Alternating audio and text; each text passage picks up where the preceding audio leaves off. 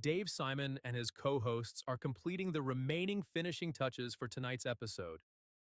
If you are watching the replay, you can skip to the 4-minute and 54-second mark to get to Dave's intro. While you are waiting, watching live, take a look at the news and articles about pro wrestling and MMA from The Authority, the Ringside Report Network. Our website is at ringsidereport.net. That's ringsidereport.net. Please wait. Hold on. Keep waiting. Almost done. Please wait. Hold on. Keep waiting. Almost done. Please wait. Hold on. Keep waiting. Almost done. Please wait. Hold on. Keep waiting. Almost done. Subscriber is speaking at the moment.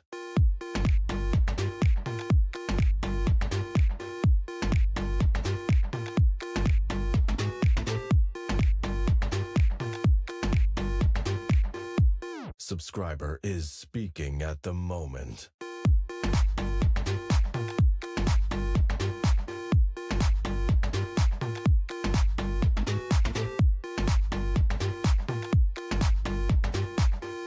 Subscriber is speaking at the moment.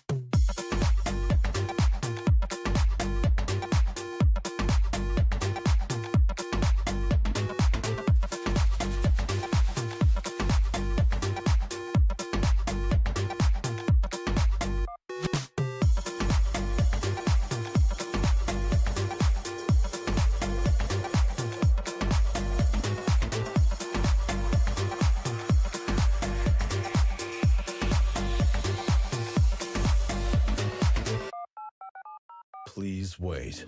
Yes, boy! Hold on. Keep waiting. Almost done.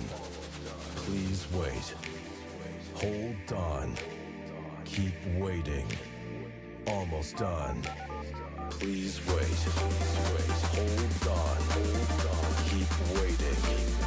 Almost done. Please wait. Hold on. Keep waiting. Almost done. Subscriber is speaking at the moment.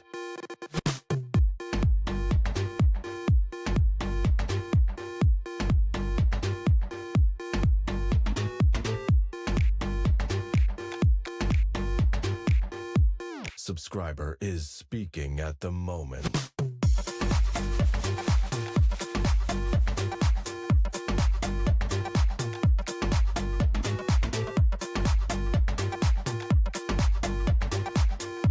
Subscriber is speaking at the moment.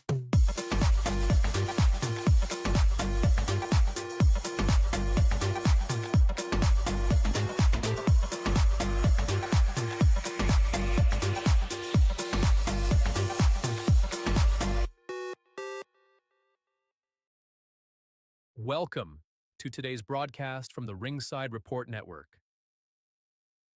We are a viewer and listener-supported creative team.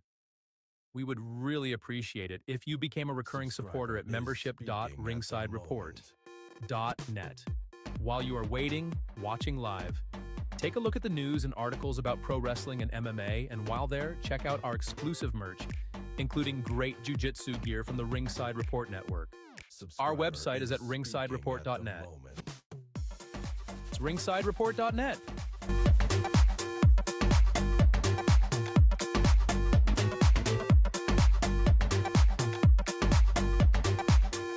Subscriber is speaking at the moment.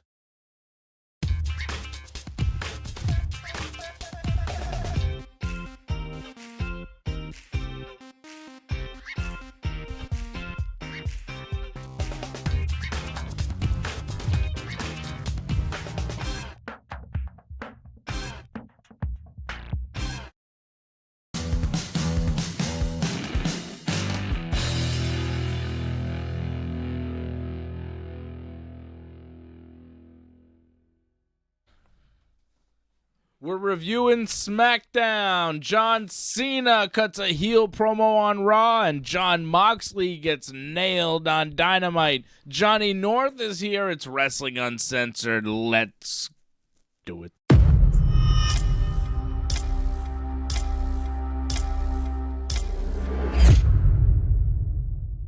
On Johnny North. Layfield.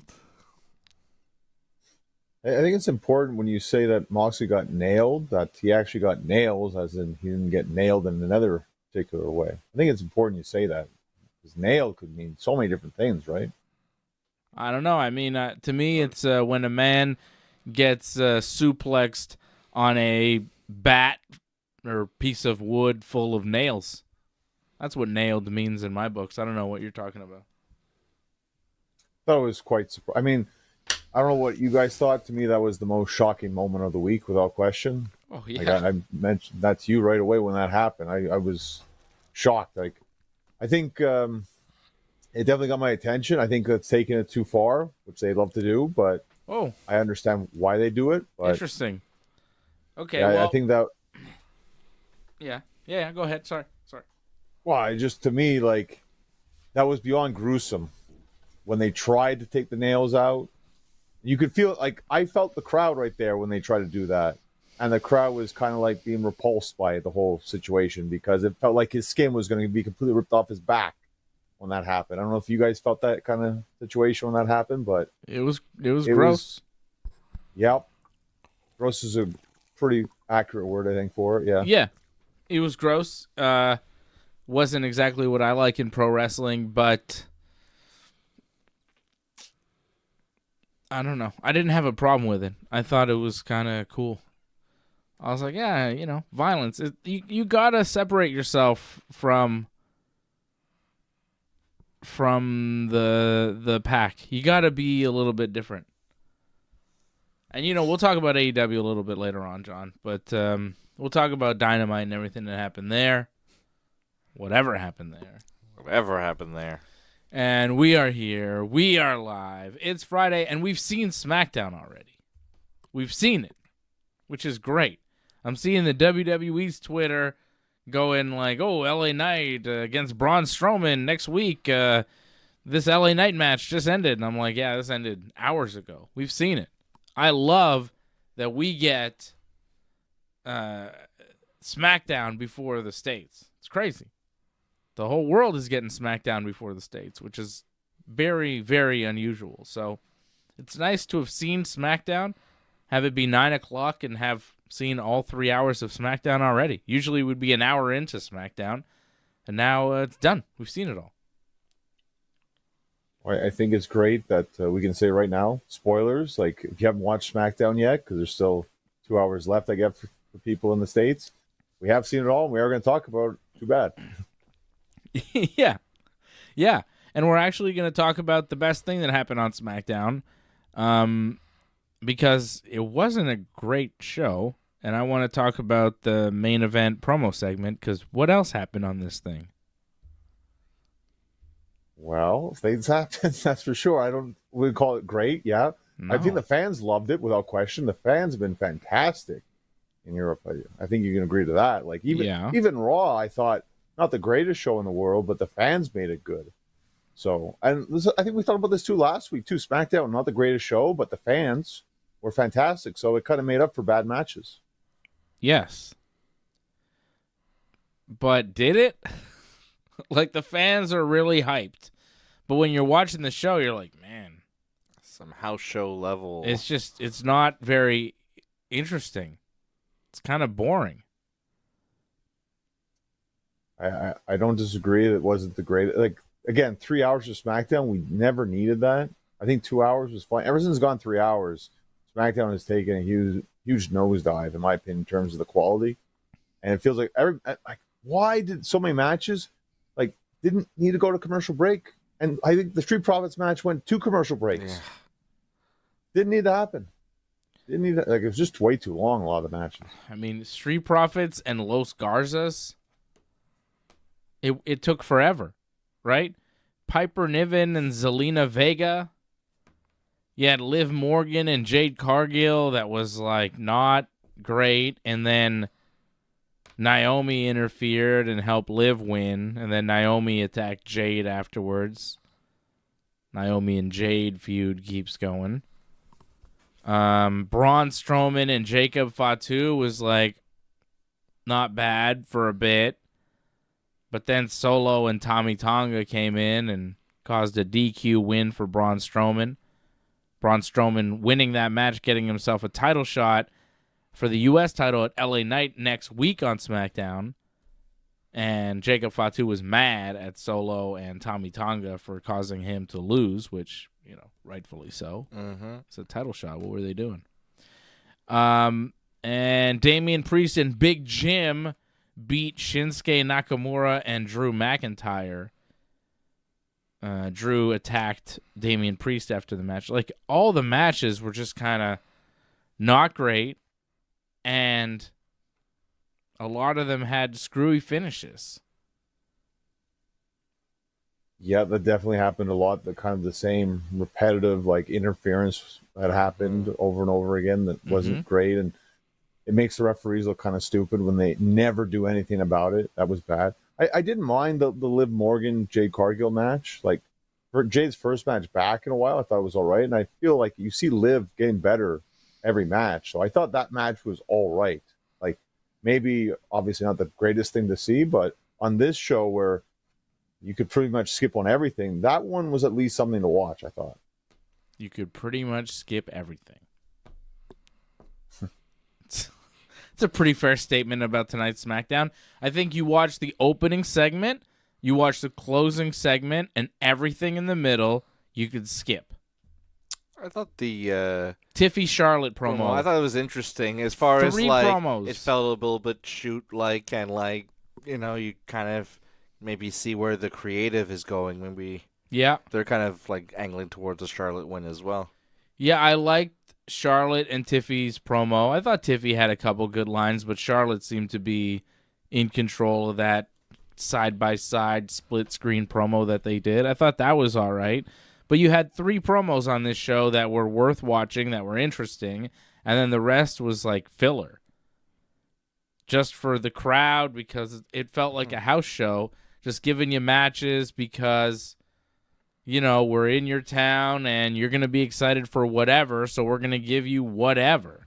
Yeah, they're happy to see the Garzas. They're happy to see anybody. They're happy to see anybody. Nobody gets like a go-away heat. Randy Orton opens the show. Crowd goes nuts, singing his song in Bologna, Italy. Kevin Owens comes out, and he's like, "Oh, Randy, let's be friends. All this stuff. We should be cool. We got to progress. You're a good guy. We should be tag team champions at WrestleMania. What do you say? You and me team up again and win the tag titles." And Randy's like, "You can shove your apology up your ass. I'm going to kick your head off at WrestleMania." So I guess they're going to wrestle. That was made official, I guess, tonight. So that was worth watching, right? That was something.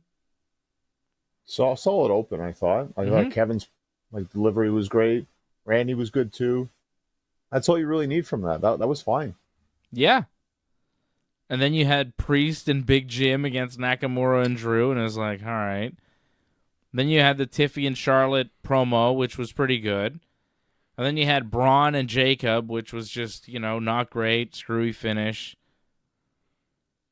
Then you had Liv Morgan and Raquel doing a backstage promo. Jacob mad at Solo and Tommy Tonga. Piper Niven beating Zelina Vega with help from Alba Fire and Chelsea Green. Like, that match took forever, too. But the crowd just eating it up because they've never had SmackDown before, ever. So, of course, they're going to eat it up. They can't believe WWE's in their city. They're doing shows in Brussels and Bologna and Barcelona. When have we ever seen TV from these markets? Never. So, of course, the crowd's going nuts. But I've watched SmackDown on TV before, and I know that this episode wasn't very good. I've watched hundreds of episodes of SmackDown on TV, And this one that I watched on TV wasn't great. And I've also been to several episodes of SmackDown TV tapings in person, and if I had paid what they paid for this, I'd be kind of pissed. We did the biggest gate for an Italian SmackDown in history.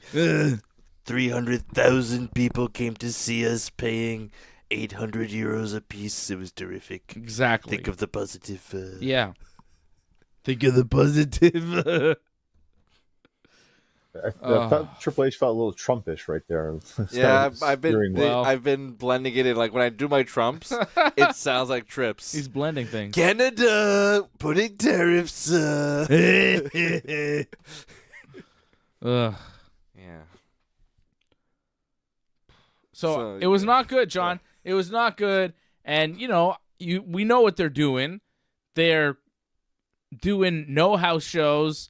So the WWE's never coming to your town. They're coming only to do TV. And when they do, it's going to be once every 2 or 3 years. And you're going to go crazy. In some of these markets, it'll be like once every 10, 15 years. And you're going to go really crazy. That's what they're doing. And they're charging crazy amounts for ticket prices. And it's just a different business model. It's not Vince's WWE anymore. It's a different thing altogether. Well, if you noticed, like, I think you guys probably saw this, like, the entrances got better reactions than the actual wrestling. I mean, the wrestling got reactions, but I mean, it's all about when they come out and with the music. Yeah. Which, by the way, like, we saw some comments here in the chat, like, they changed a bunch of songs. Like, I had no idea who was coming out sometimes. Like, Selena Vega's got some very generic, crappy song. The Street Profits, too. Like, what the heck was that? They're tag champs. I didn't even notice they got a new song. Exactly. I guess it's gone. Oh, I kind of recognized it, I think it's no longer CFO dollar signs. Oh, maybe they changed or the other songs. guy, Def Rebel. Yeah. Some of them got the can, I think. Yeah. No, Jim you're right. God damn it. But the music, whatever. But it's all about the music now. It's all about the entrances and some promos. And to be fair, like, I know you love Pretty Deadly, but in terms of reactions, they didn't get much tonight. I don't know, maybe because they're in Italy and maybe they don't like them so much in Italy, but maybe they'll get it better next week because they have the tag title shot next week. But this week, there wasn't a lot of love for Pretty Deadly. Yeah, next week, though, they're in their home country, so they're going to get a lot of love. Home country challenging for the tag belts. People are going to love that. I will say this. I think you have a great chance at WrestleMania because I don't think they're going to win next week. But you're going to get another shot at WrestleMania. And look at all their teams. They pretty much all won the titles already except the Garzas. So at them or the Garzas win the titles, I think Pretty Deadly has a decent shot at Mania, to be honest. Yeah.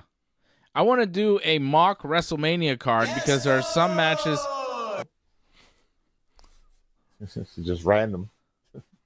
Yes, boy! Yes, boy. We go on and on, on and on. So I hope they win the tag belts next week. I think they got a shot. Even if they don't, I think there's going to be some sort of multi-team match at WrestleMania for the tag belts, and they'll be involved. They're in the mix. Them, DIY, Street Profits, the Motor City Machines, possibly Los Garzas, but they may be the odd team out of that match. But maybe they do a 5-team match, 10-man ladder match for the tag team titles. That would be fun. Sounds about right. Yeah, right? I like that. I like that. Who says no? Who says no to that? Nobody. I don't know who that is doing that. I think he's the guy who sells Homer the Chavchalash. Oh, yeah. I think it's that guy. No bull. Stick. Crab juice.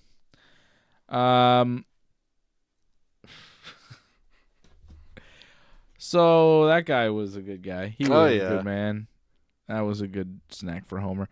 So SmackDown tonight, John, I didn't think was very good. Overall, not great. The Roman Reigns thing at the end was what we were all here for. Roman Reigns comes to the ring, the tribal chief. Everybody loves it. They're pointing to the sky. Roman says Punk screwed him at the Rumble, so he screwed him at the Garden last week. And Seth attacked him at the Rumble, so he attacked him last week. And, well, he's going to be here for at least another 20 minutes, so if anyone wants to confront their tribal chief, they can come do it right now. So I guess Roman planned to just stand there until somebody showed up. I don't know.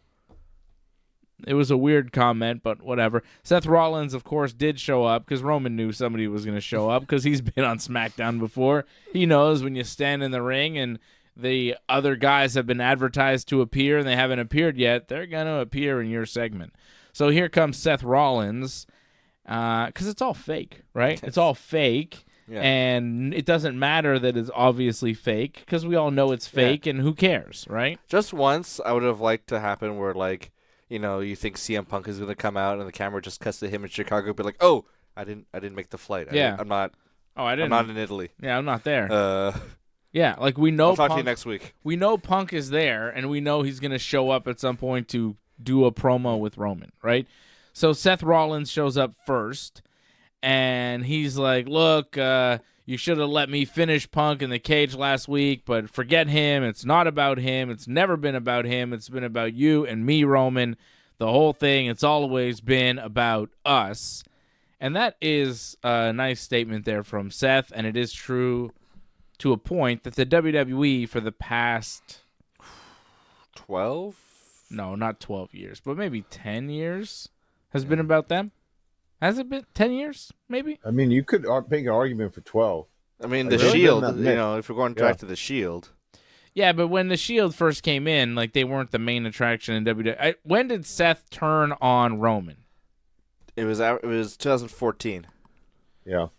That's when the whole company became about them. Yeah. Okay, that's fair to say. But I can understand the Shield thing because the Shield made a big deal out of it. And I think when we saw the Money in the Bank that year, the year Cena won, I think Roman was in that, and it was kind of a big deal. It was like Roman's first challenge for the title. And that was 2014? It was 2014. That's what I'm saying. Like, when Seth turned on Roman, they ceased being a group and became individual stars that were going to take over the company. And they did. Seth and Roman took over the WWE, and Moxley, Dean Ambrose did to a certain extent as well. But I think it became clear to him at a certain point that it was more about Roman and Seth than it was about him, and he just wasn't happy with that, and that's why he's not there anymore. But I liked Seth saying, like, it's not about Punk, it's you and me here. It's us, and it's true. It is them. The whole show has revolved around those two guys for the past 10 years. At least 10 years. And Punk is just there. Punk is just there because he doesn't have anything else to do at WrestleMania. I think it's just an awkward match, period. I mean, when you look at where Roman Reigns was last year to now, it's a huge step down. And that's kind of sad to say when it's Roman versus Seth and Punk. But I mean, compared to where he was, it feels like this is nowhere near where he should be. Like, people are saying, oh, this might be a main event of one of the nights of WrestleMania. To me, it's just another match on the card, to be honest. It's not that big because it's just three guys that have an issue and beef, but nothing really important besides that. Yep. It makes more sense to just do Roman Seth one-on-one, but they're not doing that. They're throwing Punk into it. Punk did show up. He hears it's not about him, and of course his ears perk up, and he goes, wait a second, it is about me, and here comes CM Punk. And he's like, hey, Roman, you wouldn't even be here if I didn't save you and your family at War Games, and Heyman, you owe me a favor, and thanks, by the way, for delivering your tribal chief to me on a silver platter. And Roman is like, what does that mean? And he turns to Heyman, and in that moment, Punk attacks Roman with the microphone and starts beating up on Roman, and then Seth decides to attack Punk, and then Roman pushes Seth away, and Seth pushes Roman, and then everybody starts fighting each other, and they're brawling all over the place. And at a certain point, Roman and Seth are fighting each other in the ring, and CM Punk is like by himself, separated by security. You know, obviously wrestler guys. There was one guy with like a platinum blonde ponytail. I was like, you're a wrestler from Italy. You're not security. Anyways, so Seth and Roman are in the ring fighting each other, and Punk points at the WrestleMania sign, right? And Heyman's like, oh no, right? It's a good Heyman face. It's ridiculous. Oh, it's like, okay, why? This is wrestling. You know matches are going to happen, right, dude? You've been doing this for like 100 years. And then Seth sees this, and then he goes and he dives on Punk, and Punk falls down. And then Seth is beating up on Punk and Roman, and they're both down. And then Seth takes an opportunity, and he points at the sign, right? And then Roman, he starts doing stuff, and he gets the steel stairs, and he hits Punk, and he hits Seth, and they're down, and then he points at the sign. It's official. And then, you know, Seth gets up, and Roman and Seth punch each other, and SmackDown ends. And it's like, oh, they all pointed at the sign, so you know what that means. It's just so cheesy and scripted. It's just, yeah, it's so overly scripted that you go, this would never happen for real. I mean, Roman and Seth didn't even see Punk really pointing at the sign. How would Seth know to then point at the sign? Why are they doing this? Yeah. Why do they all have to point at the sign? Doesn't count unless to be you point like, at the sign. Match, we must wrestle at Mania. Sign. It's just, it was, you know, one of those things where it's like, okay, you're gonna brawl, and then you point at the sign, and then you point at the sign, and then Roman points at the sign at the end, okay, to make it official. It's just like, you could see it, and it's just so obvious and so And Michael lame. Cole the whole time's like, oh my God! Yeah. Oh my God! Yeah. He wants to fight them at WrestleMania. Can you believe this? Yeah, when Michael Cole, when Punk points at the sign, you're like, okay. And then Seth points at the sign, you're like, okay, I guess they're all going to point at the sign. And then Roman, of course, gets stairs and knocks them both down. And it's like, oh, I wonder what he's about to do. And then he points at the stupid sign, and you go, oh, jeez, what is this show? Like, it's like a dumb match. It's just poorly designed. It's clunky in the build, and setting it up this way was just weak and overly scripted and just dumb. It's everything that WWE does wrong about wrestling. It was just so typical WWE stupid. I hated it. It's just like, you have to point at the sign? Really, dude? It's a terrible tradition. I feel like it's been something since like around Mania 30 or a bit before. And then ever since then, like, just everybody's like, hey, I want a match. But to do it in the midst of this, like, knockdown, drag-out brawl, supposedly, it was just so over the top. It was ridiculous. John, did you love it? Well, I agree with you. It's a tired act, the whole pointing at the whole WrestleMania thing. It was all right. I think first couple of years they did it. But, I mean, how many years has it been now? Like, close to 20 now years they've been doing this? Like, really? It's been a long time. Wow.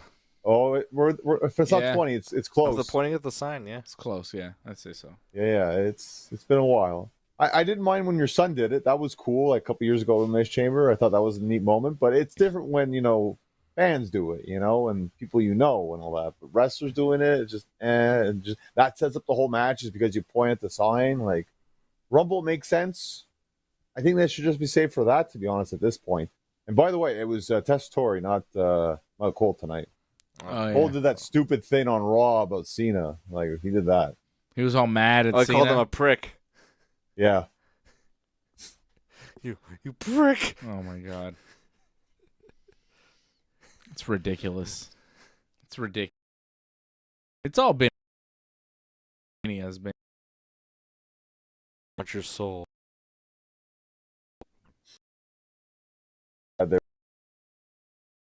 Mania. I can't say more. What's a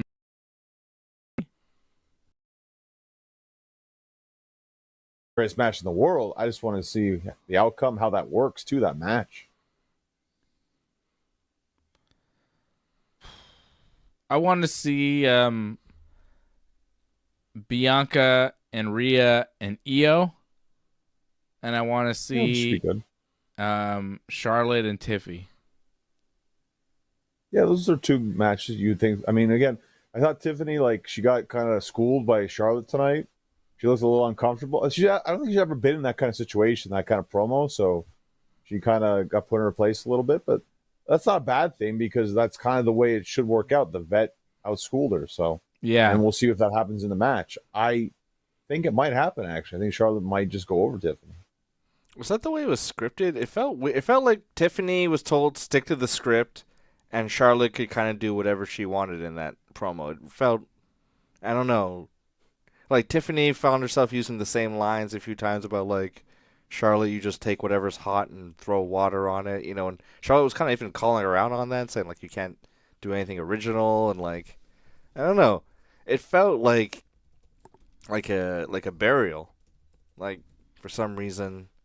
The Office is just kind of like starting to lose faith in Tiffany Stratton or something, or they don't like her as a babyface. I think it was just Charlotte taking advantage. She went to business for herself. Maybe not like.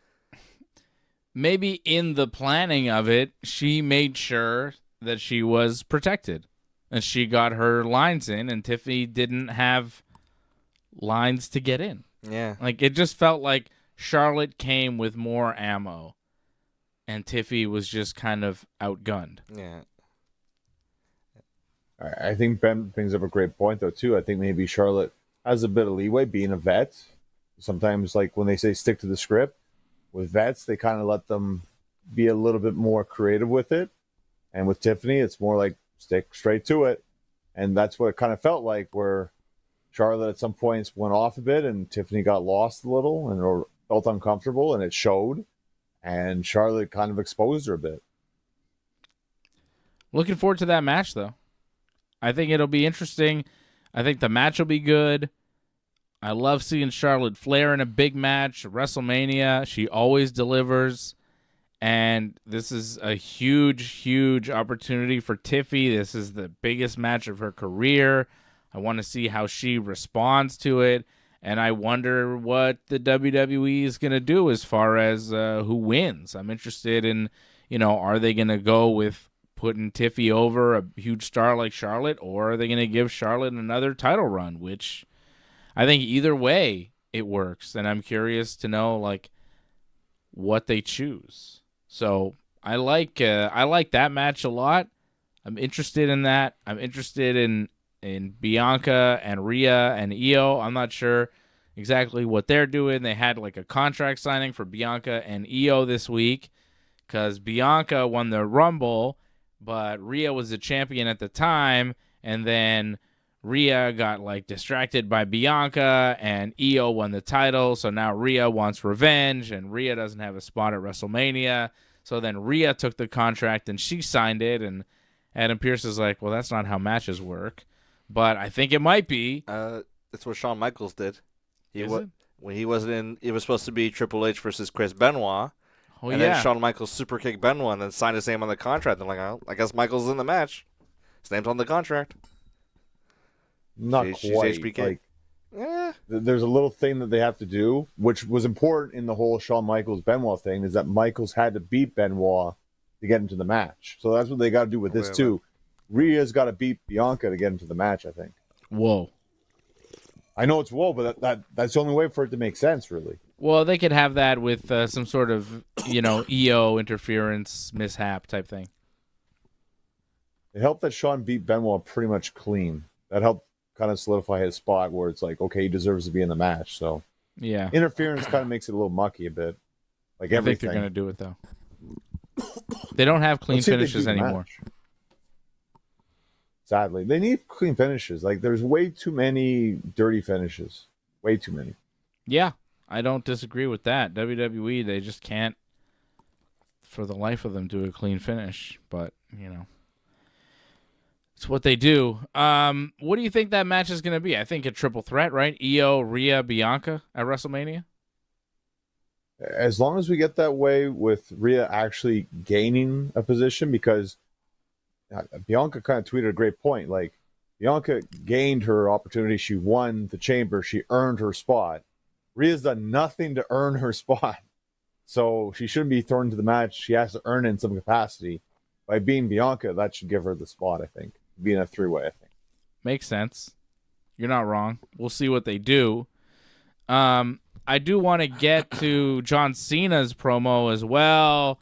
He finally spoke. He came out in just John Cena gear with the John Cena music, but he had a mean face on him. He was all mean. He was all mad.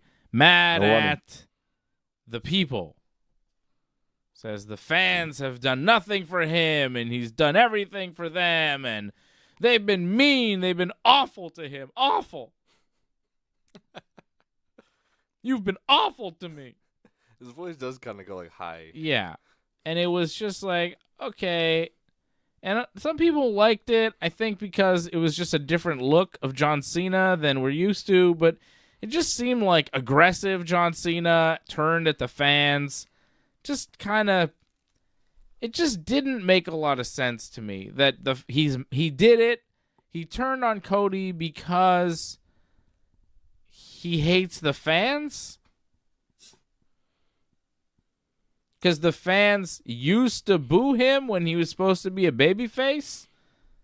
Even though that kind of stopped a good 7-8 years ago when pretty much everybody decided, John Cena's all right, I guess. And they mostly got cheered. It wasn't like, hate for Cena like it was early on. Over time, the fans, even me, came around. softened. Yeah, everybody kind of likes John Cena now. It's fine. We started doing like Hurricane Ranas and Canadian Destroyers. Yeah, so for him to kind of cut this promo now, you go, well, it's not really like that anymore, is it, John? Like, what are you talking about? I didn't like the angle that they took with the John Cena heel promo. It just didn't ring true. And it didn't make a lot of sense where he's like, well, I did it. I hate you fans. And that's why I'm a heel now. And I did that to Cody. Why? Did you get it? Well, when it happened, I posted on X that it was just lazy writing. That's the first initial thought I felt. And the way I look at it now, I'm like, I feel years from now, maybe like 5 years from now, we'll look back and say, like, this was like very poorly done. Like, this feels like it's almost like a joke. Like, oh, well, Cena, he didn't get to do a heel turn.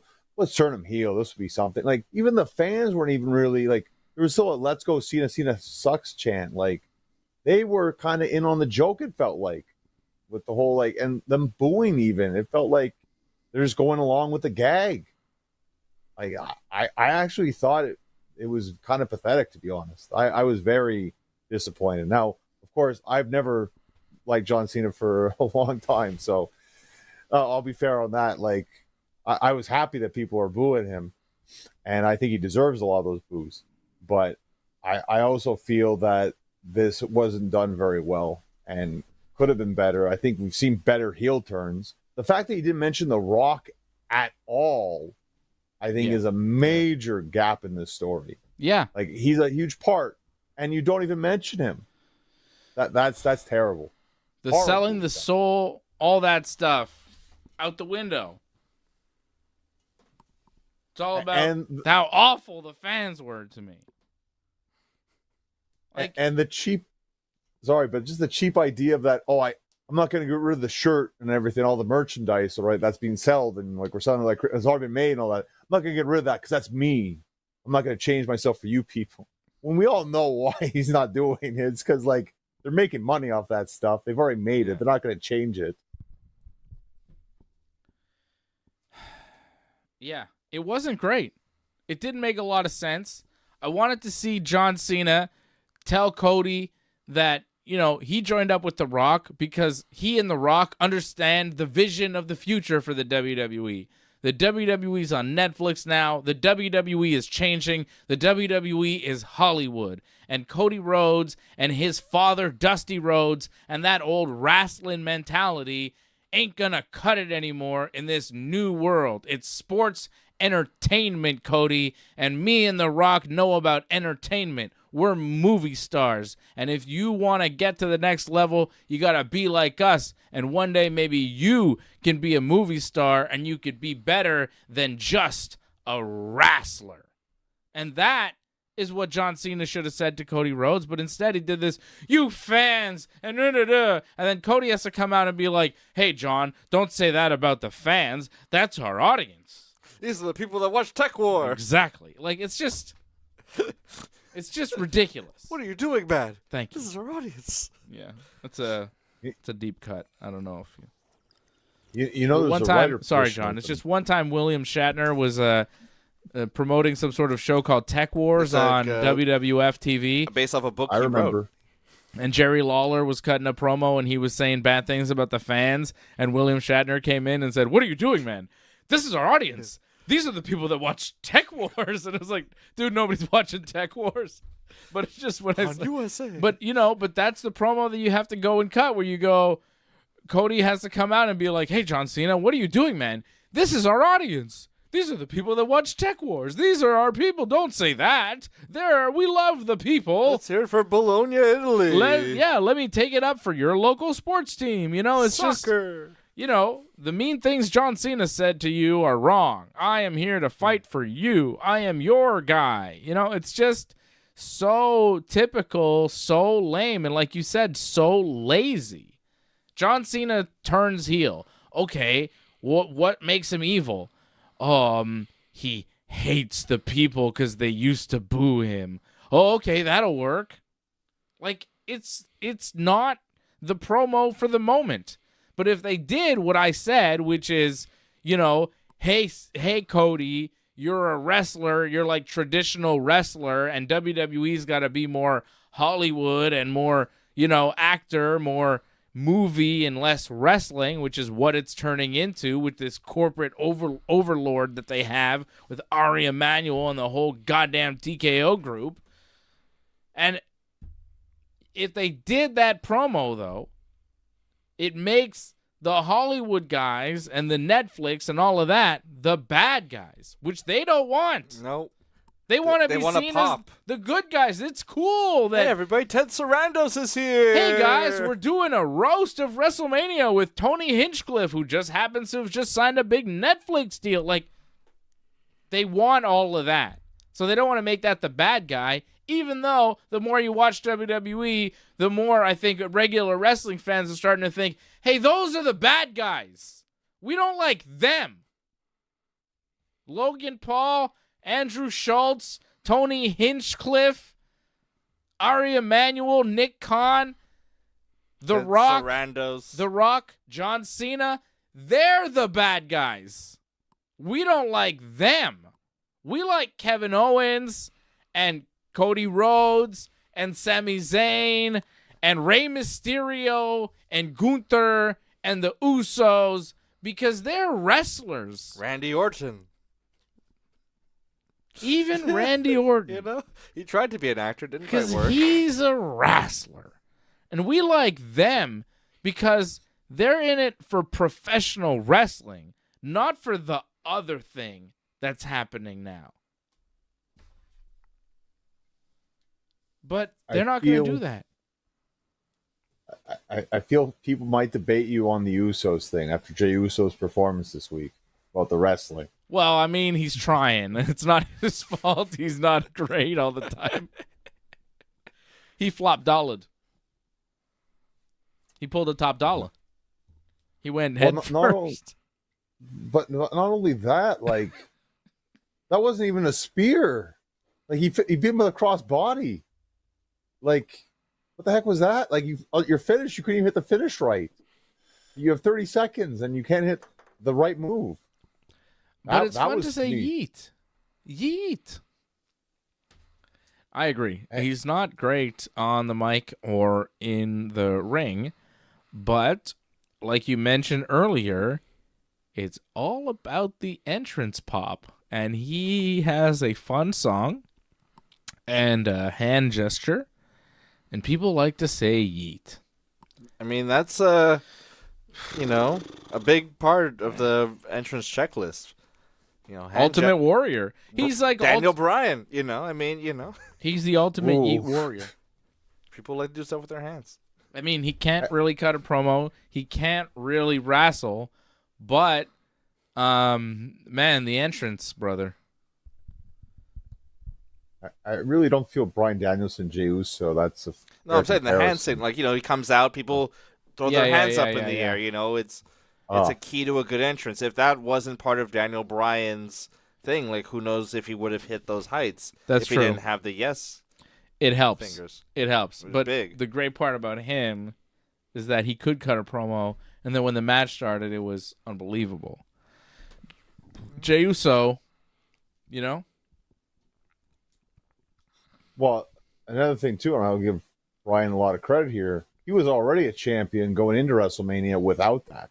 Yeah. He didn't win that one, but still he was the champion going into WrestleMania and didn't have that whole movement behind him. But back to John Cena and the whole thing. Like, they should have gone with the Hollywood angle, but they're not doing it. Because he's more Hollywood than he's ever been, John Cena. Yeah, him and The Rock together, it's like, oh, they put the two actor guys together. But they didn't do that.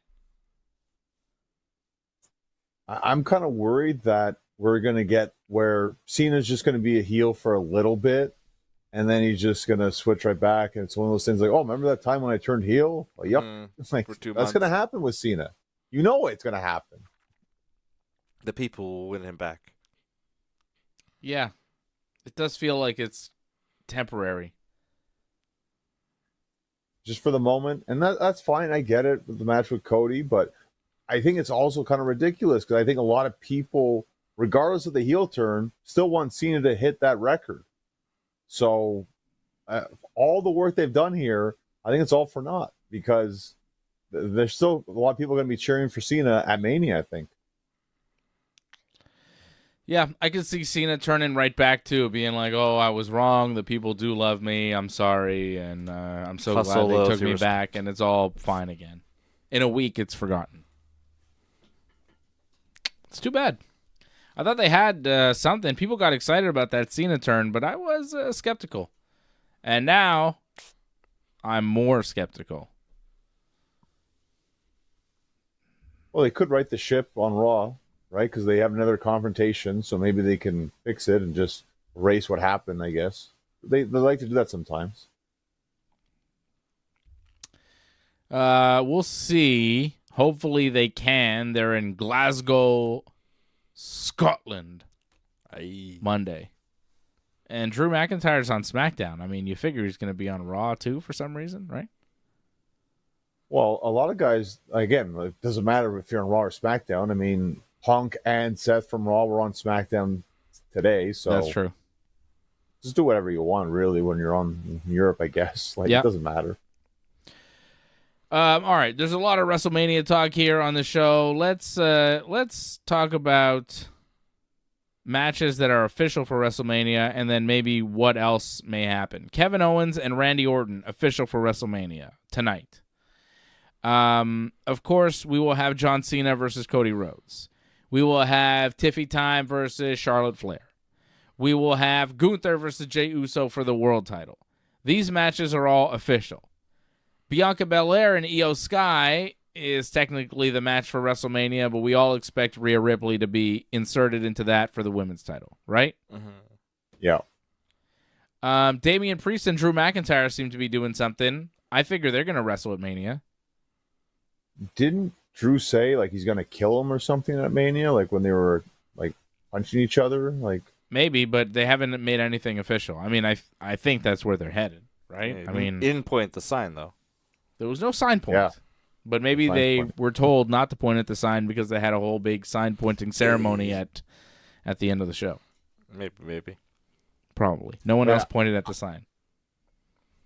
I'd say 90% sure it's going to happen at Mania, that match, I think. How about AJ Styles and Logan Paul? Is that happening? I mean, yeah, I think so, because what else for AJ at this point? Nothing. So, yeah.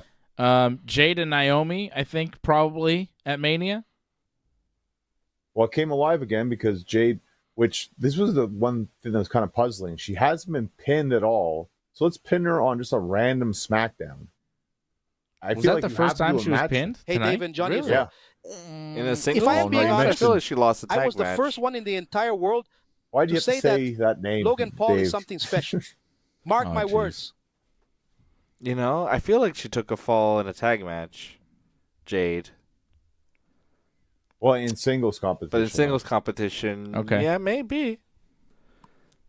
Well, she got cheated out of it with Naomi, who was wearing a tribute to Owen Hart wrestling gear, That's what I thought.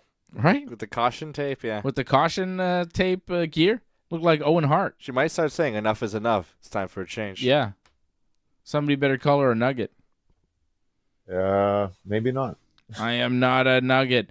Shout out to Angelo Contagonis and Leor in the chat, Patrick Deneau as well, members over at donate.ringsidereport.net and join.ringsidereport.net. Thanks to the guys for supporting the channel. I see you. Leor says the brawl at the main event was funny. Not as hilarious as Naomi's punches, though. I thought Naomi... And Leor thought Naomi's gear looked great. I thought it was very Owen Hartish. Are the Canadians playing? People were talking about the Canadians in the chat, John. Are they playing right now?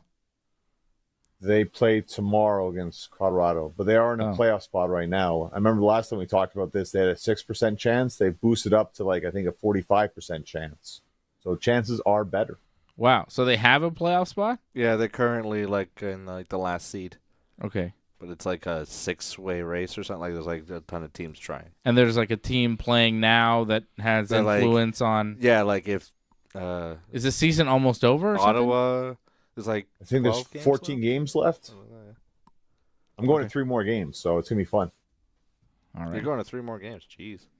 Johnny's I know. like constantly at the arena watching the Canadians Do you have season play. tickets? I wish. Only going to 12 games so far this season. You paid for each one? I got 2 freebies. No, 3 freebies, actually. Yeah, that was great. You said you have good Yeah, seats? For the freebies, they're fantastic because those are like a company kind of seats. So, yeah, those are fantastic. Then you go to like freebies. nosebleeds for the... But even nosebleeds, like when it's packed. I like mean, at the that, Bell like, Center, yeah, I've been in the nosebleeds at Bell Center. Like, people are like, you know, high-fiving, going crazy, you know. It's an atmosphere. I was hugging a stranger. Like, it was a great night against Ottawa. Oh, you were at the Dave's, Ottawa like, game? Surprised. Oh, yes. Oh, that game was nuts, yeah. Yeah, it was. Dave's all surprised, right? Johnny's hugging strangers at hockey games, Well, it's like John. at baseball, you know, like, you know, we would high-five people. You know, I remember there was like that time in 2003 where the Expos had a wild card spot in like September. I can't remember. We swept the Phillies at home, and like people were like honking in the parking lot and like going Yeah, crazy. maybe, but It was a brief moment, but it was there. Yeah, there weren't a lot of like celebratory moments as an Expo fan, No. so I can't really relate to hugging strangers because of sports. And being close to the playoffs. It's not happened to me, John. They're usually like in 4th place by September. I don't have that. I don't have that experience where I'm hugging people I don't know because a team is winning. Because my team didn't win, and then they went away forever. So, Hey, and when I July watch the 1st Yankees, it's usually late at night when my family's sleeping, and I just yeah.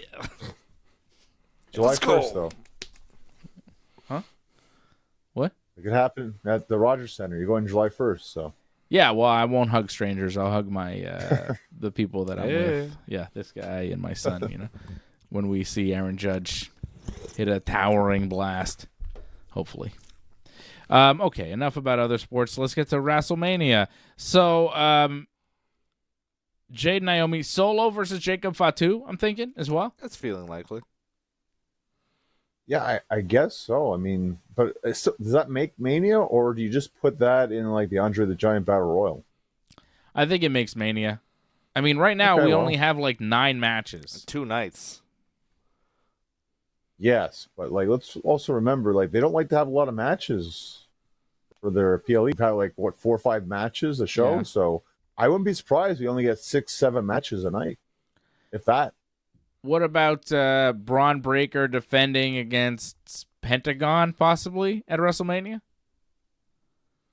I feel that should be a multi-man. No, like I would put Finn involved Finn. with that. Yeah. Maybe even put like Ray and Chad Gable involved in that. Like I feel like that should be more than just Penta. Like not that Penta's bad, like that's fine, but I feel it needs more than just that. I think. Yeah, I could see that multi-man match, and some sort of thing with the tag titles, like the SmackDown tag titles with 5-way ladder match. Pretty Deadly, Street Profits. Maybe do a ladder match with a bunch of teams. DIYs, the DIY, Motor Cities. the Motor Cities, and the Garzas. Yep. Do all that. Who are the Raw Tag Team Champions right now? War Raiders. Still? Oh, they're not making Mania.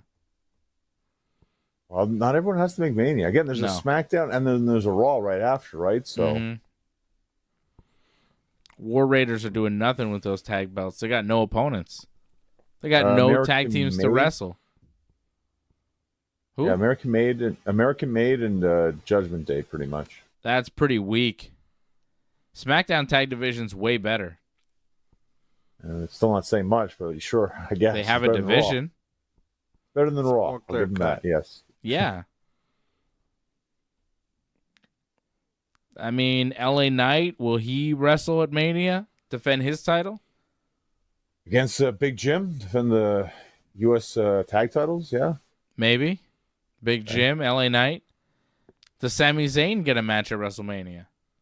Where's he been since the Rumble? Or since Chamber? Right? He's been gone since Chamber. Like that's Yeah. a big question. I'd love to see him actually win Andre the Giant. He might pick if he's in it. If he's in it. I think that'd be good. But that's like, Mania. Liv and Raquel, do they defend their belts at Mania? I don't know. I Chelsea think Green? they will. So that's the thing. Who against who? And I could see Chelsea. I think Chelsea defends. I don't know about Lila Valkyria. I don't think Yeah. she'll defend actually. I feel like Chelsea will defend on the SmackDown before. Yeah, I don't like Chelsea has nobody to wrestle. Michin again? Yeah, come on. Well, yeah. There's Michin and no, you're laughing, but Zelina Vega. They're kind of like she lost, right? But She they're lost. kind She of. did get a video package. Yeah. But she lost to Piper Niven. Yeah. It's a struggle. It's a struggle to the match. You can't be struggling. You got to be winning on your way to the title. Come on, man. It's She was not prepared for Pete Bear. yeah, not prepared for Piper Niven. Yeah, that's kind of where I think WrestleMania is headed. Some of those matches official, but a lot of them just kind of up in the air right now, and I think it's up in the air for the WWE as well. Up in the I club. think they want Damage Control, and if Asuka could come back, I think they'd like her to be in that tag match. I think against Liv and Raquel. That would be nice. Asuka and Kyrie. Oh, what Dakota? It could whatever combination, like could be Dakota and Asuka, but I think they want her to come back. I think that would get people interested in that kind of match. I think. Asuka and Kyrie together again would be cool. The Kabuki Warriors. Yeah, they have a history too. That makes sense. But isn't Kyrie hurt too though? Like, Yeah.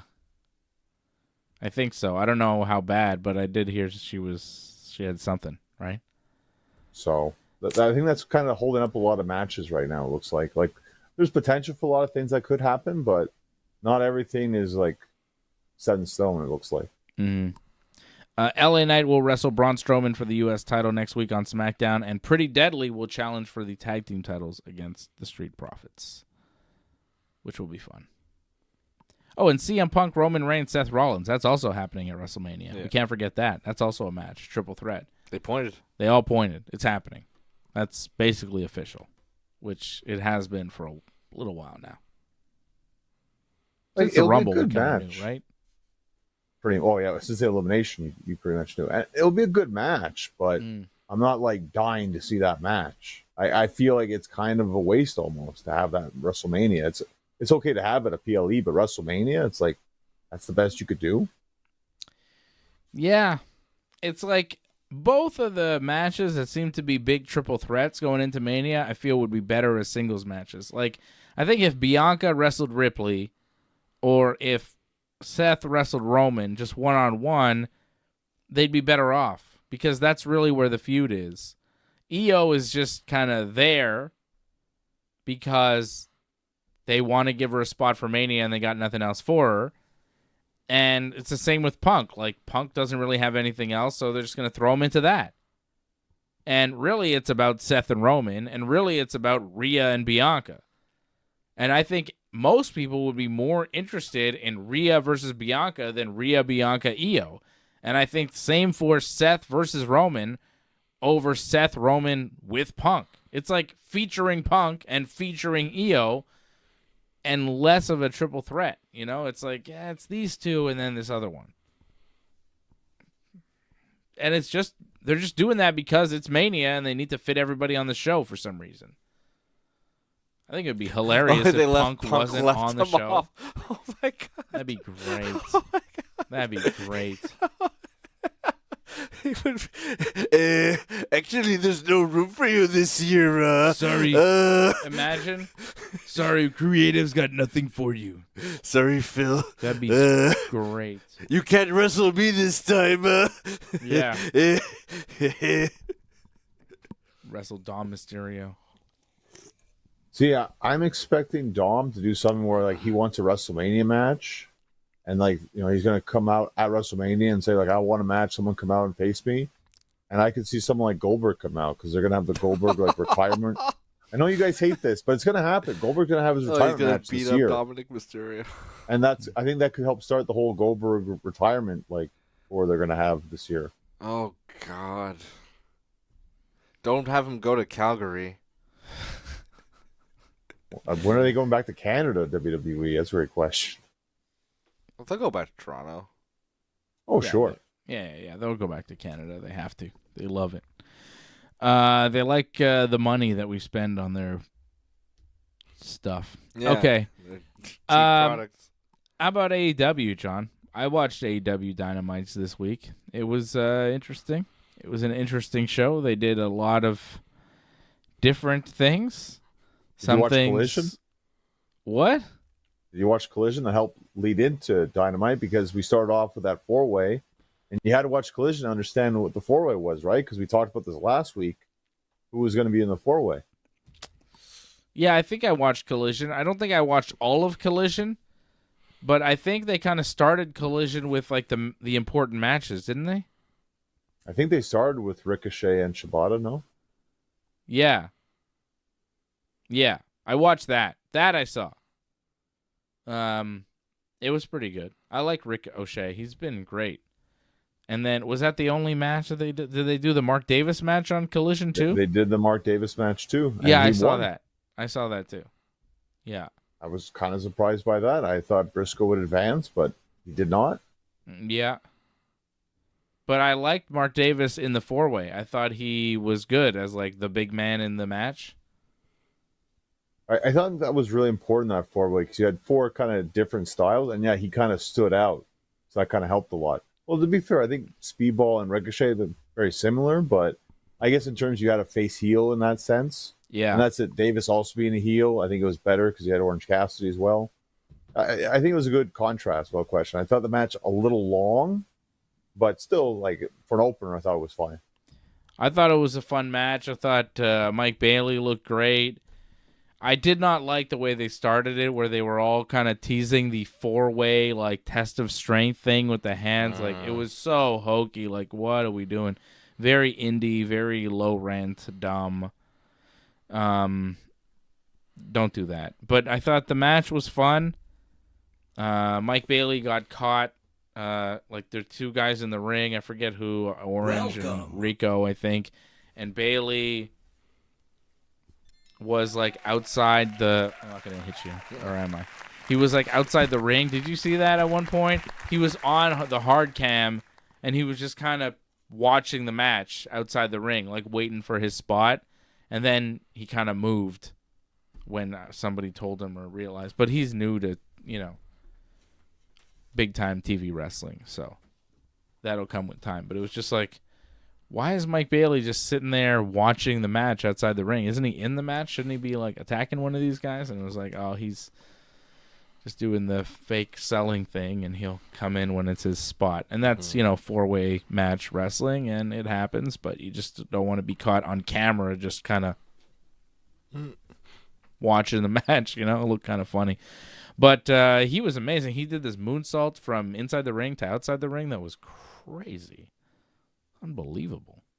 He did that. He did his moonsault, like, knee drop as well. Yeah. He's very good. You've wrestled him, right? Funny enough, I wrestled him like in a 6-way, and Oh, I yeah? was gonna just bring this up. Like, we were on the outside, and I was like, "Well, just brawl with some guys, like do something while guys are in the ring, whatever." And he started kicking me and like being me down, being like, "Stay down, like it's not on DVD, so don't do anything. Just stay down, do nothing." So, Oh, he wanted you to do nothing. So, different kind of sets up, but that's different. Like, I kind of get that too, because there is no camera with that. So just lay low and just, give the people in the ring the shine. It's a different scenario with that TV, a little bit different. Yeah. Anyways, but the finish was interesting where Mike Bailey rolled up Mark Davis, and then Rick O'Shea jumped on top of him and put his feet on the ropes and helped and he pinned Davis at the same time. So Bailey and Ricochet were both pinning Davis. So the referee declared that Ricochet and Speedball Bailey had both won, and they go on to face Kenny Omega at the pay-per-view. I thought that was cool. It was a fun finish. I thought it was funny because I had Ricochet, you had Bailey winning, and we were both right in the end. That's true. So that's kind of neat how that worked out. And I think that's a very good match to have. I think Patrick Arnaud just said it. Like, that should be very solid. When you look at Dynasty, that's probably the match you're looking at to watch, I think, April 6th. That's going to be incredible. Kenny Omega, Ricochet, and Speedball Mike Bailey. What? Explosive. That's if it's not the main event, but to me that might be the match of the night. It's going to be unbelievable. So that's, yeah, it's going to be hard to top, You'll see that triple threat, Kenny, Ricochet, Speedball, and then like a week or two later, you'll see Punk, Roman, Seth, two very different triple threats. Yeah. And I'm going to tell you, Kenny's match will be better. 100%. But more people will watch the WrestleMania match, though. Correct. Correct. So, and they'll make more money doing it and all of that. Definitely. Nevertheless, Seth will say that he's a better wrestler. So yeah, well, Seth will say whatever he needs to say to sleep at night. Angelo Contagones, thank you for gifting the membership. Welcome Mike Putnam to the crew over at join.ringsidereport.net. Thank you, Angelo. AEW Dynasty coming up. It's the next big pay-per-view in pro wrestling. Philadelphia, April 6th. WrestleMania, April 19th and 20th. And we'll be doing post-shows after each night of WrestleMania. My goodness. On the Saturday and the Sunday, because it's Easter weekend, so like we got nothing going on Monday morning. We can stay up late on Sunday. Hall of Fame on Netflix? Don't we? Probably. Shouldn't we? On the Friday? Yeah, on the Friday. After SmackDown? Something like that, bro. During our show, probably, because SmackDown will just end, and then the Hall of Fame starts after SmackDown. Yeah. That's all right. Elsewhere on Dynamite, John, of course, the Jon Moxley Edge match. World title match in the middle of the show. Mid-card. I actually like it. Like I thought that was positioned very well, because it's like I didn't know what was really going to happen there. Like, middle of the show like that, like, it seems like there's going to be a lot of shenanigans, and there definitely was a lot of shenanigans in this match. So I thought it, spacey-wise, was good. And like in the main event, when it kind of goes like it's the last thing, it feels like it kind of drags a little bit. This didn't feel like it dragged at all. It was like kind of on the edge of my seat. Obviously for different reasons. It wasn't so much for who's going to win. It's more like, is Moxley okay? Because my goodness, that was insane. Yep, he took a suplex on a spiked bat full of nails.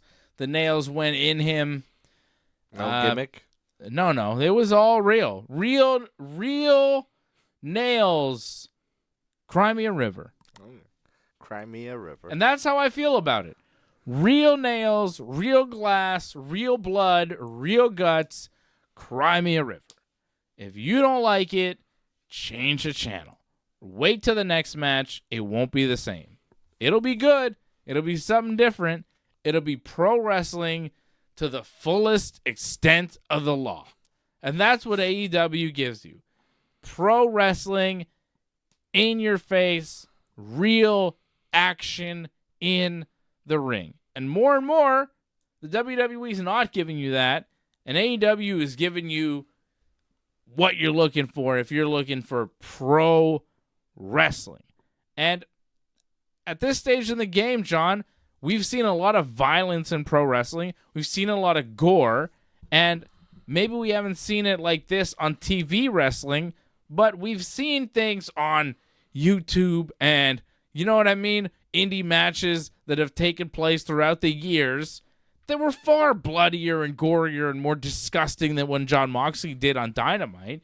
Don't pretend like this was the most shocking thing you've ever seen in pro wrestling. He's just bringing that indie CCW deathmatch style wrestling to TV wrestling, and people that haven't seen it before go, oh my goodness, what the hell is this? But if you've actually watched wrestling, indie wrestling, the whole thing, every kind of wrestling from Mexico to Japan and everywhere in between, you know that violent stuff happens, gory things happen, and this was an example of that. It was bad, but it was far from the worst thing I've ever seen in pro wrestling. So, you know, I thought it was cool. It was a cool spot. Moxley's okay for the most part. This is the kind of thing he lives to do. Let him do it. He wanted to do it. He had no Vince McMahon going, do this, pal. I want you. No, this was Moxley's idea. And Edge was like, all right, cool, let's do it. And I don't even think Tony Khan was told about it. They just go and do things in AEW. And, like, if Moxley wants to take a bump on some nails, let him do it. And if it goes wrong, they got medical staff on hand. They got the money to take care of them. They'll be fine. Let him do it. I got no I just am surprised that TBS is like, yeah, sure, it's fine. Yeah. That's the only thing that I'm surprised by. Like, pay-per-view, whatever, do whatever. But, like, TBS, that they're letting that happen at, like, 9 o'clock at night? I mean, okay. All right. I guess TV's different now. I'm a little surprised that the network isn't mad. But as a wrestling fan, I'm not shocked. I'm not mad. I go, cool. Got people talking.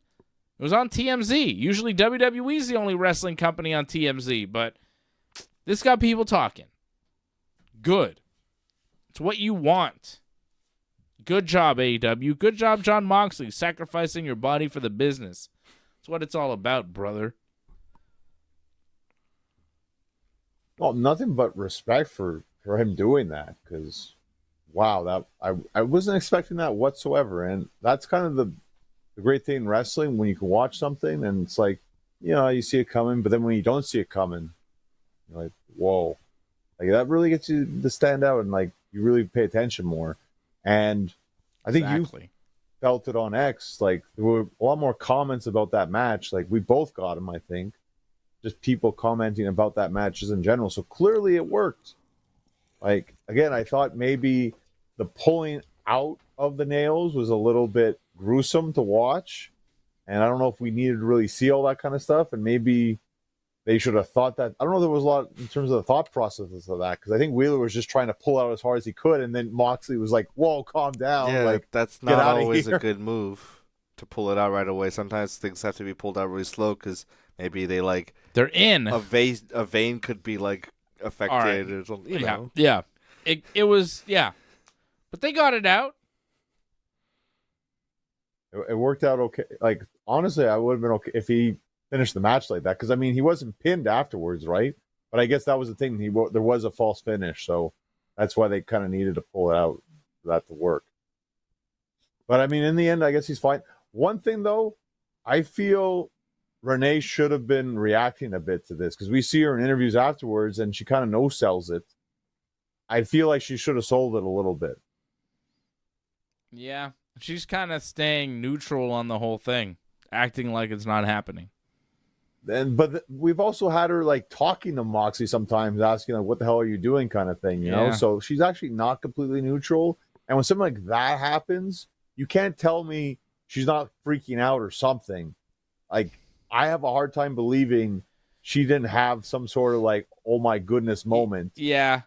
Oh yeah, probably for real too. Yeah. But the Renee character in AEW has not been written consistently. Like sometimes she's Jon Moxley's wife and she has all the emotions that you might expect, and sometimes she's just the backstage interviewer, even though her husband is like running amok in the company and she's interviewing the guy that he's like threatened to bludgeon to death like 5 minutes earlier. You know, no one's acknowledging it. Yeah, exactly. Everybody's like, no, she's just an interviewer, just like anybody else. She has no relation to Jon Moxley. Didn't like MJF or something say like, tell your husband to stop this or something? Yeah, I mean, once in a while they'll do it, but for the most part they kind of act like they're not related.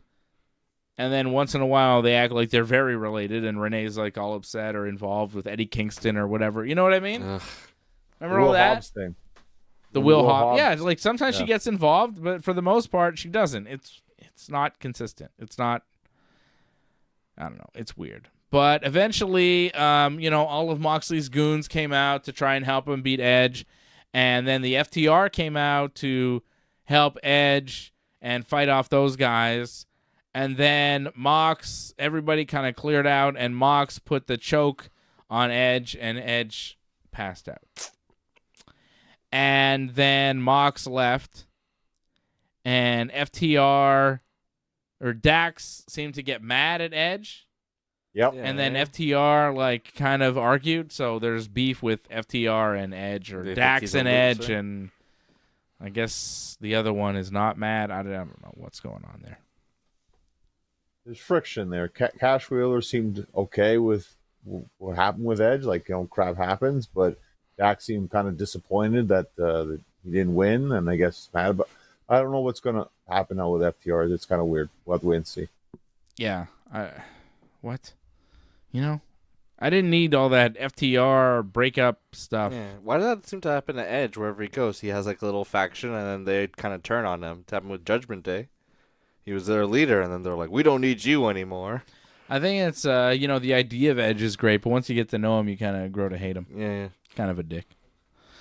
Anyways, Christian. But Christian, what got involved? Christian kind of cost. Oh him yeah, match, right. So yeah, Christian's goons came out too and attacked Edge when everybody else cleared out. Hired goons. Yeah, the little one, Nick Wayne, hit his thing on Edge, which helped Moxley win.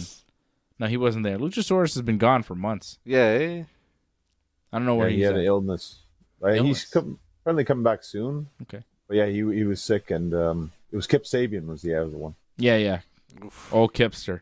Everyone's favorite. Mercedes Moné beat Billy Starks on Dynamite, John, in a match that happened. I thought that was a pretty good match. Did you see like when Billy like dropped Mercedes right on her head? I Yeah, that was crazy. That was nuts. Mm-hmm. Like I was kind of blown away that she had the right frame of mind to put her foot on the rope too, because I thought she was knocked out for a second. Mercedes is good. Toni Storm, though, is the best. And she made that Megan Bayne Chris Statlander match so much better as the main event of Dynamite. Toni Storm on commentary was fantastic. And the match itself was pretty good, too. I liked it. Statlander's very good. I like Megan Bayne. She's not bad. I think the most impressive thing was the crowd was very much into this as well. Like I thought they'd be kind of dead after they saw the Moxley and Edge match, but they were still into this main event. They still reacted very well. I enjoyed the whole like saying Shivani was involved in the JFK files. Yeah, that was funny. I enjoyed that kind of stuff. Like Tony had some good lines, and it was a good end towards it. The whole like Megan Tony like face off kind of thing that happened, and I guess that's another match for Dynasty as well. It's going to happen. Yes, Toni Storm and Megan Bayne. Toni Storm's quote on the mic, "My God, you're a big bitch," to Megan Bayne. Pretty good. But what did she say? The bigger they are, the harder they come. So let's get tantric. I thought that was quite a line. Because she's Toni Storm and she's going to knock your tits off. And she's going to keep this strap on. Yes. Oh, my God. So saucy. Such saucy language saucy. from Toni Storm. She is great. She's got so many good lines. Oh, It feels like she so comes up good with herself. She was so good on commentary, and she just made Megan Bayne more interesting just by talking about her. Yeah, of course she's coming up with this But herself. it's not No one easy. else in AEW is doing this. Sometimes it's like references to old movies she does. And She's very talented. Some of their legs can crush some melons. crush some watermelons. They certainly have crushed melons or something they've done it before. Yep. It's like an equal parts flirting and threatening. It's great. Yeah. She's got this great character down perfectly, and her promos are great. On commentary, she's great. The matches are great. Like, she is the star of AEW. I don't know if there's anybody better in the whole company than Toni Storm. Well, I think some people would argue match-wise, maybe. Like Ospreay. I mean, but yeah. That's a cup of tea in that sense as well. I feel Toni might be more of the complete package. Yeah, Toni Storm's got everything. Yeah. Ospreay's not cutting consistently incredible promos like Toni Storm. You put Ospreay on commentary, it's not going to be what Toni Storm did on Wednesday night. Well, it goes to show that I think Toni has a better character than Ospreay. Ospreay is just kind of a normal kind of guy. It's cool what he is and all that, but Toni, I think, has more defined character and more entertaining character. Yeah. Sure. Yeah. I think Toni is probably the best character AEW has. Yeah. The best. And the best homegrown character that they have created or housed, however you want to put it. Yeah. I mean, do you count MJF? MJF's pretty good too. I don't know if he's a character. I think that may be him. But I mean, that all came together more so in AEW. Yeah. I mean, he kind of had it a little bit before, but I mean, he really honed it here. Yeah, MJF is fantastic. He's really good. Mm-hmm. You know who's really coming into their own as well in AEW is Ricochet. That guy's character work has been fantastic. Where has this been? Yeah, He's it was so never good. on SmackDown. He's got this confidence now. He's incredible in AEW. He's a main eventer. I wouldn't be surprised if he wins the title, to be honest, the Dynasty. How's he? Ricochet? Yeah. Oh, Kenny's title. Yeah. Yeah, I don't think he's winning. Kenny just won that title. Yeah, but Kenny doesn't need to have a long title reign, though. Moxley needs to lose the belt. It's time. It's Swerve time. That's official. Yeah, Swerve Moxley for the belt at Dynasty. Let's go. Give it to Swerve. No more waiting around. It's enough with Moxley. It's time to make this company about Swerve, MJF, Hangman Page, Darby Allin, Kenny Omega.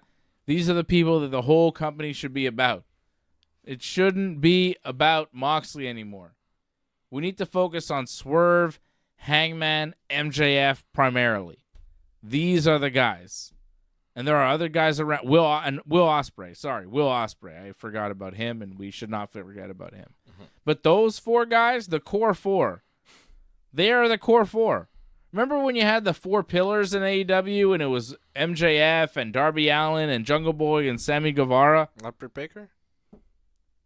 Oh, I don't know. Well, but they had that, that was remember they had debatable. that four-way match thing, Yeah. you know? In that Yes. Double or Nothing?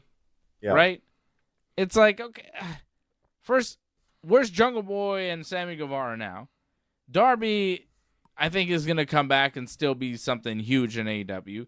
But, well, MJF said he might be dead up on a hill or something. on so. a mountain. But he will be back. But MJF, Super chat. Darby Allin, Swerve Strickland, Hangman Page, Will Ospreay. And I would throw in Kenny Omega to this. Like, that is 6 guys that you could do matches with for the next 4 or 5 years that will tear the house down and just kill anything else in pro wrestling. The whole company should be about them. The whole title belt, the world title scene, the main event should be all about those 6 guys. They have the talent. They have the opportunity. They just need to let it rip. And first step is getting the belt off Moxley as quick as possible, because the longer you keep it on Jon Moxley, the more fans are going to keep tuning away from AEW and never go back. And you'll never get these people back. The longer you keep the belt on Moxley, the more people you drive away. And you'll never get them back unless you turn the goddamn ship around now. Stop the bleeding. I'm in the middle of turning a fucking tanker. But seriously, they got to stop the bleeding. Yeah. Because everybody I talk to goes, man, AEW, I like it, but Moxley, it hasn't been. It's been boring. Everybody is tired of Jon Moxley. Everybody. They got to see the signs. They got to move it around.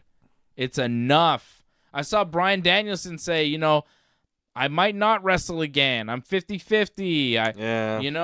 I might have to have neck surgery, and I really don't want to do that. So if I can just rest and not wrestle again and avoid neck surgery and be able to live comfortably but not wrestle again but also avoid neck surgery, then I would rather do that. So he may never wrestle again. So if you're waiting for Bryan Danielson to come back and get his revenge and take the belt back from Moxley, you may be waiting forever. So now that we know that, we know it's time. It's time. Move on from Moxley. It's done. This group has sucked. Moxley's title reign has sucked the life out of AEW. It's time for a change. Enough is enough. I mean, everybody's talking about the Owen Hart Cup. Heed his words. Enough is enough, and it's time for a change. But I don't know if, because in the Owen Hart Cup, everybody's talking about it, I don't know if it's going to be at Dynasty, Swerve and Moxley. Yeah. I think it might be like Ospreay or Hangman winning the Owen, and then at whatever Double or Nothing, then taking the belt from Moxley, right? But that's like another 3 months, 4 months of this shit. Shit. Like... Well, that's absurd. I don't know. Like, I don't know if they can. I don't know if they can handle it. Well, just to clarify a couple of things. Double or Nothing's end of May, I think. Oh, there you go. Okay. So it's like 2 months. 2 months. But I believe to win the Owen, you get the title shot at All In. Which is July. Yes. So why are they talking about winning the Owen now? Like, Hangman's talking about the Owen, and Will Ospreay is talking about the Owen. They're talking about entering a tournament that hasn't started yet, so they get a title shot in July? Yeah. Why? Because I think we're going to have matches at Dynasty and probably Double or Nothing as well. I think we're going to have, like, first-round matches at Dynasty, and the finals are probably going to be at Double or Nothing, I think. You're loving this, aren't you? Wait. It's a lot of TV to fill. And see, this is what I mean by they have the guys, they just gotta make it happen. And then, like, by July, then you give me Swerve is hurt. You give me a 4-month tournament, and I gotta wait and be bored by Jon Moxley. And we know that nothing Moxley actually does between now and July will mean anything, because the big title match is then, and that's when he'll drop the belt. Well, no, not necessarily. I could see Swerve win the title, and I could see MJF win the Owen Hart's tournament. So there you go. That works, no? Give me yes, of course. Anything works. Honestly, just get the belt off. Get the belt off Moxley and give it to Swerve or MJF or Hangman or Kenny or Ospreay or Darby. One of those guys. I think it's going to happen, and just when it happens is the big question mark. Hopefully it happens at Dynasty. I'm hoping for that. I think Swerve has a great chance because he won it last year at Dynasty. Make Dynasty his event. Yeah. Hopefully it happens. I hope so. Harold Schneider dropping a super chat says, never liked Moxley or Dean Ambrose. Yep. I liked Moxley more than Dean Ambrose. Like when he came into AEW, I was like, oh, this is kind of different. This is new. This is kind of fun, but it wore out its welcome. Johnny, when can people see you in the ring? I know you have a big match with Gangrel coming up. Yeah, that's April 11th. I'll be teaming with Gangrel. That's pretty awesome against Sola Min and Mr. Marvelous in Sudbury for Project X Wrestling, April 11th. That's a big one. Wow. March 29th, I'm at John Abbott College Wrestling for the Mad Dog Heavyweight Championship in a tournament. And April 19th, I'm in St. Basil. It's a big heavyweight show in St. Basil. PCO is going to be on the show. Oh. Yeah. Beast King's on the show. A lot of big guys. And, of course, me on the show. So it'll be pretty good. Jeremy Prophet will also be on the show. A lot of big guys. Wow. A lot of big things coming up next couple weeks. Well, big news for Johnny North. Big matches coming up. Oh, sad news, Johnny North. Oh.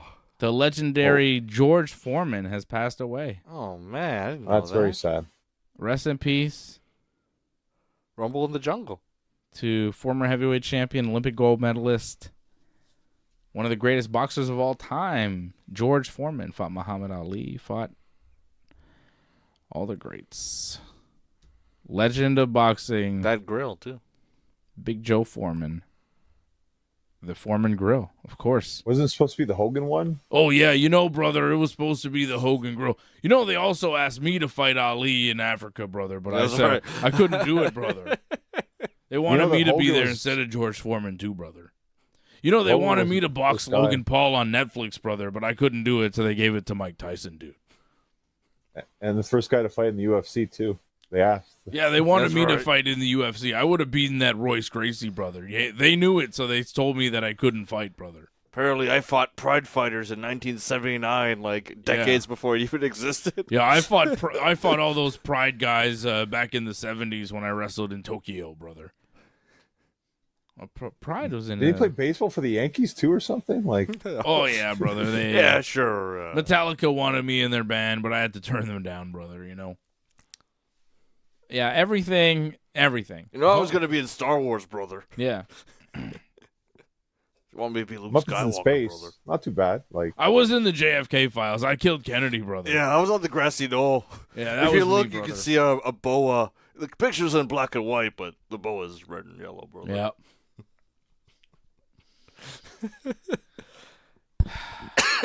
So rest in peace, George Foreman. Yeah, rest in peace, George Foreman. Much love, brother. HH. R.I.P. R.I.P. Yeah. They wanted me to die, brother, but I said no way. Hulk Hogan I'm doesn't not feeling die. that, brother. They didn't know Hulkamania was immortal, dude. Kicking out, brother.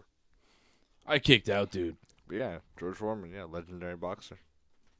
Will we ever see Hogan on WWE television again?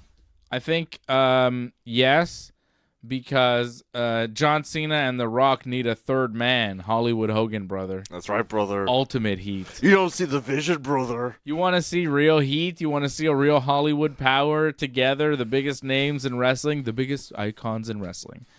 You see Hollywood Hogan, brother, comes out of WrestleMania to help Rock and Cena, Making his brother. way down the ramp very Very slowly, Whose brother. side is he on?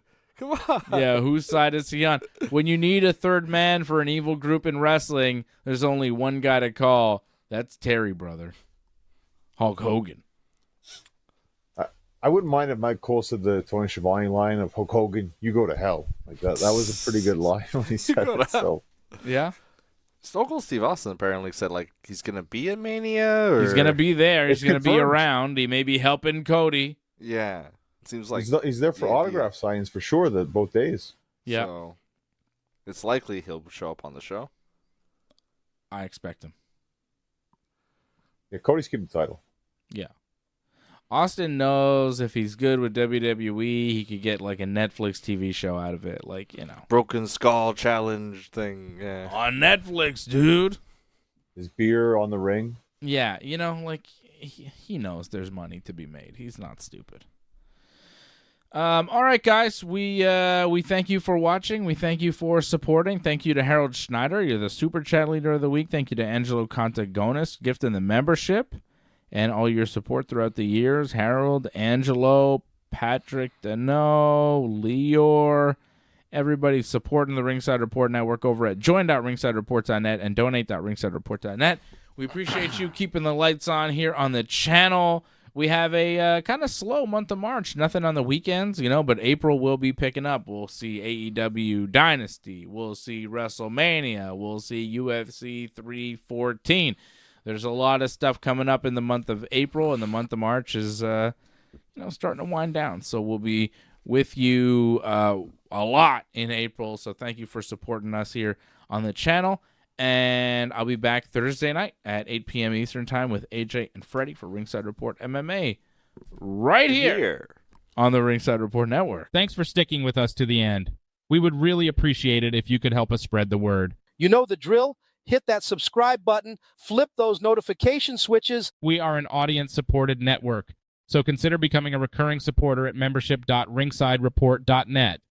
Check out our website at ringsidereport.net. Hope to see you again